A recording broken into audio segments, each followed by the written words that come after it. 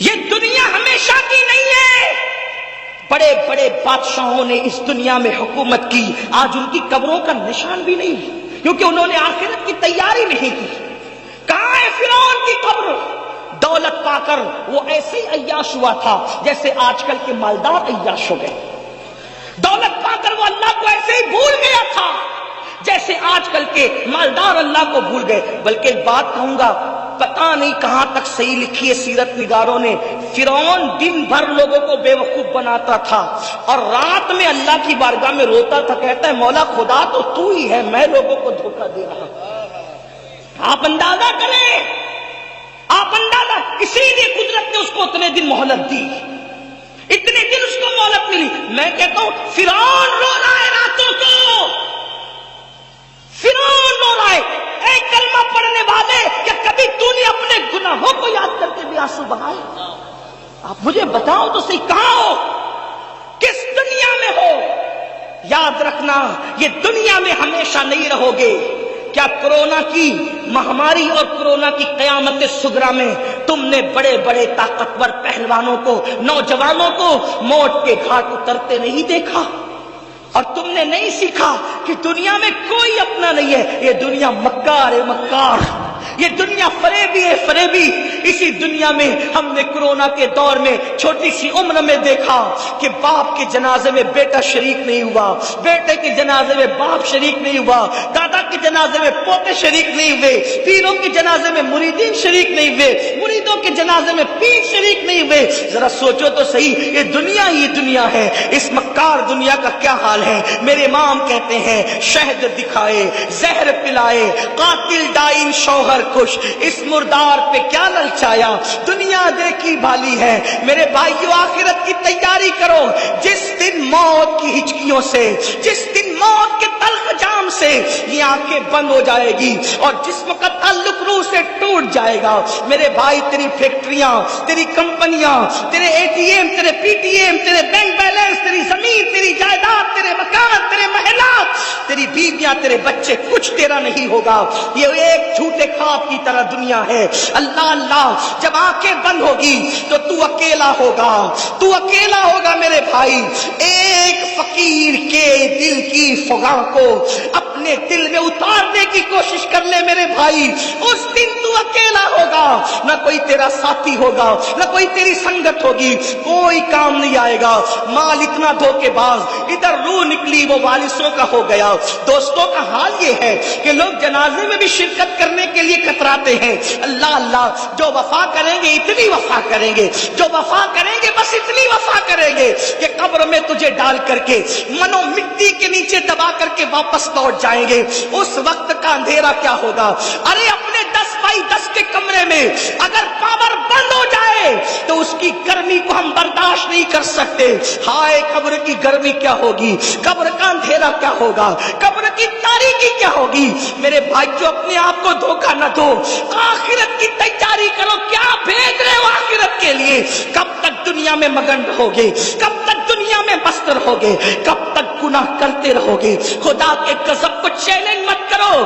صدیق اکبر جیسی شخصیت، حضرت صدیق اکبر، ابو بکر صدیق، صبح کے وقت آپ رستے سے گزر رہے ہیں، صبح کے وقت رستے سے گزر رہے ہیں. تھوڑی دیر بیٹھ کے سن لیں، تھوڑی دیر بیٹھ کے، تھوڑی دیر سن لیں. میں نظر لینے سے کسی گھمنڈ کی وجہ سے انکار نہیں کر رہا ہوں.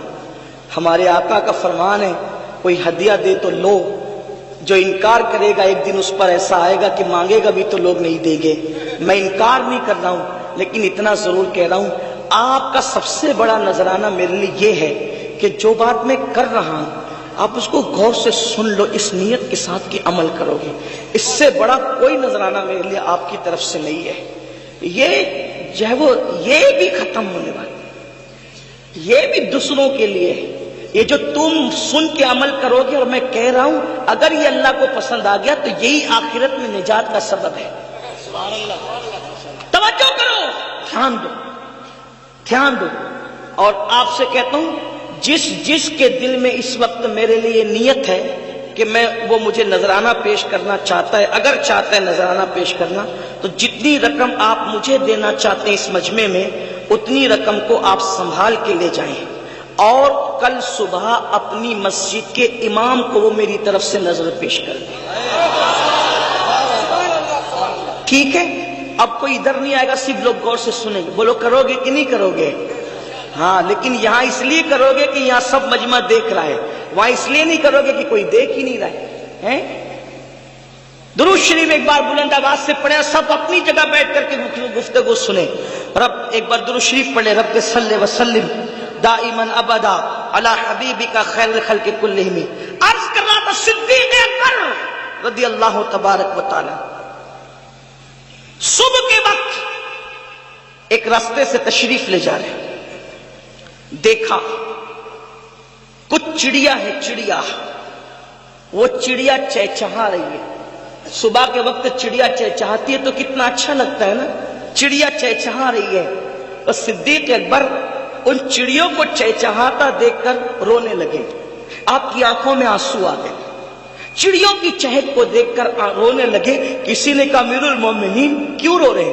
تو فرماتے ہیں چڑیا کتنی خوش نصیب ہے، یہ چڑیا کتنی خوش نصیب ہے۔ ابو بکر اس لیے رو رہا، کہا حضور آپ سے بڑھ کر کون خوش نصیب ہو سکتا ہے، آپ چڑیا کو خوش نصیب کہہ رہے ہیں؟ تو اب فکر سنو، صدیق اکبر کہتے ہیں قیامت کے دن یہ چڑیا مٹی ہو جائے گی، اللہ اس سے حساب نہیں لے گا، لیکن اللہ ابو بکر سے حساب لے گا۔ تو اللہ ابو بکر کو کیا جواب، اللہ پاک کی بارگاہ میں ابو بکر کیا جواب دے گا؟ اللہ جب ابو بکر سے حساب لے گا تو ابو بکر کیا جواب دے گا اپنے اللہ کو؟ یہ سوچ کر کے رو رہا ہوں۔ مجھے بتاؤ، جس کی تقدیر میں رسول اللہ کی زیارت لکھی ہوئی ہو وہ صدیق اکبر قیامت کے دن کیا جواب دیں گے اللہ کو؟ اس تصور سے رو رہے ہیں۔ آپ مجھے بتائیں، رسول اللہ کو دیکھنے والا رو رہا ہے اور یہاں ہیرو کو ننگا دیکھنے والا اے کہاں لگا رہا ہے کہ میں جنت میں نہ جاؤں گا تو کون جنت میں جائے گا، جنت تو میرے باپ کی ہے۔ سوچو اس کا مطلب اللہ کے دین سے دور ہوئے کہ نہیں ہوئے، اور کس قدر اپنا نقصان کر رہے ہو۔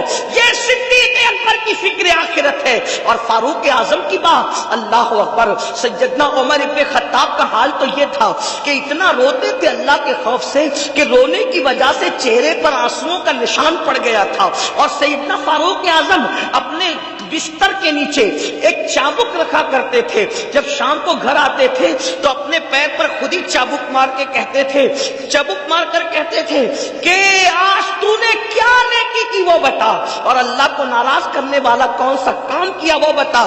جب سیدنا فاروق اعظم کو غسل دیا جانے لگا تو فاروق اعظم کے پیروں پر چابک کے نشان تھے۔